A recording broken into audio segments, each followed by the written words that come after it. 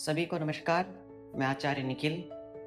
आने वाली 25 अगस्त दिन सोमवार भाद्रपद शुक्ल पक्ष और तृतीया तिथि को मित्रों पौराणिक मान्यता और दंत कथाओं के अनुसार उन वराह की जयंती है जो भगवान विष्णु के 10 अवतारों में से तीसरे अवतार माने जाते हैं और जिन्होंने सतयुग में हिरण्याक्ष नामक राक्षस को नष्ट करने के लिए वराह के रूप में अवतार लिया था। वराह कहते हैं शूकर को।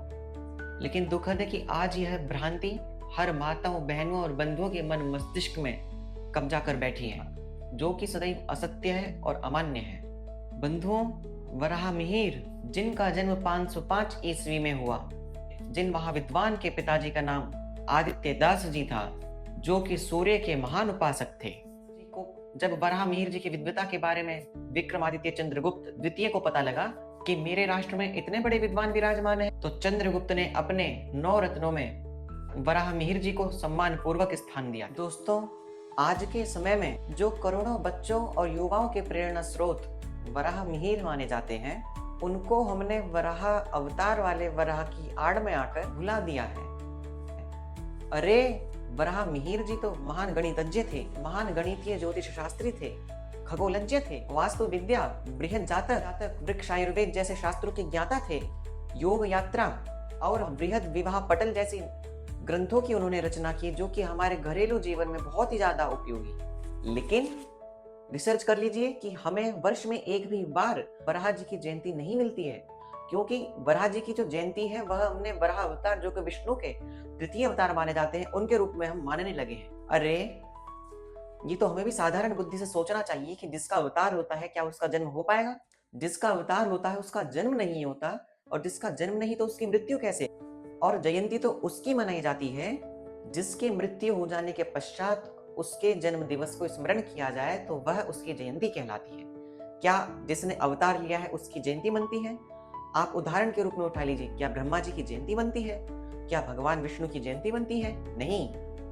आप चाहे मानुष्य रूप में महापुरुषों को देख लीजिए, भगवान श्री राम की जयंती नहीं बनती है, अपितु रामनवमी बनती है, अपितु कृष्ण जन्माष्टमी बनती है। लेकिन हमने भगवान विष्णु के अवतार को ही जयंती मना दिया है। यह सदैव मिथ्या है, यह नामानने योग्य है, क्योंकि यह जो जयंती है यह हमारे खगोल शास्त्री, ज्योतिष शास्त्री वराह मिहिर जी की जयंती है। लेकिन इंटरनेट से लेकर के चैट जीपीटी तक छान मारा, लेकिन कहीं पर भी यह प्रमाण हमें नहीं मिला कि यह जो वराह जयंती है यह किसकी वराह जयंती है। क्या उन वराह की जयंती है जो विष्णु के तीसरे अवतार थे? अरे, वो तो पौराणिक कथा मानी जाती है। जबकि जब हिरण्याक्ष नामक राक्षस के द्वारा पृथ्वी पर संकट आया तो भगवान विष्णु ने अपने तीसरे अवतार को प्रकट किया, जिसका नाम वराह था, और अपने एक सींग के द्वारा पृथ्वी को रसातल से ऊपर उठा लिया। यही तो कहानी है। लेकिन यह बहुत ही विचारणीय विषय है कि जिसने अवतार लिया उसकी जयंती कदापि नहीं बनती। जिसकी जयंती मना करती है वह एक पुरुष के रूप में जन्म लेता है, वह एक महापुरुष के रूप में जन्म लेता है, इस संसार को कुछ ना कुछ आविष्कार प्रदान करके जाता है, उस महान पुरुष की जयंती मना करती है, जैसे कि हमारे वराह मिहिर जी। आइए मनाएं आज से उस महामानव का जन्मोत्सव। आइए स्मरण करें उस महापुरुष को जिसने हम सभी के लिए ज्योतिष विद्या का आविष्कार किया है, ज्योतिष विद्या को सामने रखा है। ज्योतिष से संबंधित एक गुरुकुल जो कि वराह मिहिर जी के द्वारा विकसित था, 700 वर्षों तक वह गुरुकुल चला उज्जैन में। सोचिए कितना बड़ा विज्ञान था उनके द्वारा प्रदत्त। लेकिन हमने अपने स्वार्थ के वश, हमने अपने अल्प ज्ञान के कारण जिस वराह की जयंती मनानी चाहिए थी, जिस वराह को स्मरण करना चाहिए था, जिस वराह को फॉलो करना चाहिए था, हमने नहीं किया। हम अवतार के पीछे चले गए। हम सदैव शॉर्टकट ढूंढते हैं। हम एक अंधा जीवन जी रहे हैं जिसके आगे कोई प्रकाश नहीं है। आइए सत्य तथ्यों को जाने।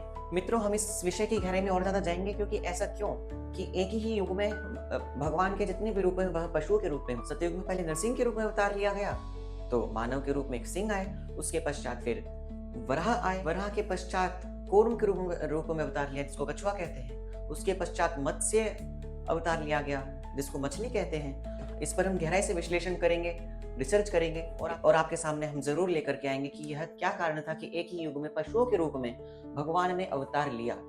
क्या यह केवल किंवदंतियां हैं? क्या केवल यह दंत कथाएं हैं? क्या केवल यह पौराणिक मान्यताएं हैं? क्या वास्तविकता है? इसके पीछे का, इन सब के पीछे का एक सत्य तथ्य क्या है?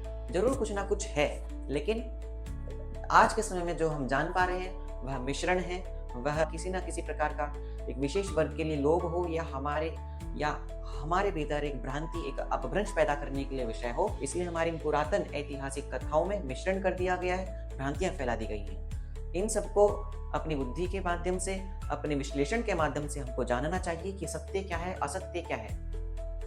और यही विश्लेषण करके आज मैं आप सभी के साथ वराह जयंती का सत्य विश्लेषण लेकर के आया हूँ कि यह जयंती हम मनाएं तो किसके लिए मनाएं, किसके नाम से मनाएं, किसके रूप में मनाएं। हम यह बिल्कुल छोड़ दें कि विष्णु भगवान की स्मृति में जो तृतीय रूप है वराह अवतार, उनकी हम उपासना करते नहीं, ऐसा बिल्कुल नहीं है, क्योंकि जिसने अवतार लिया है उसकी जयंती कभी भी नहीं हो सकती।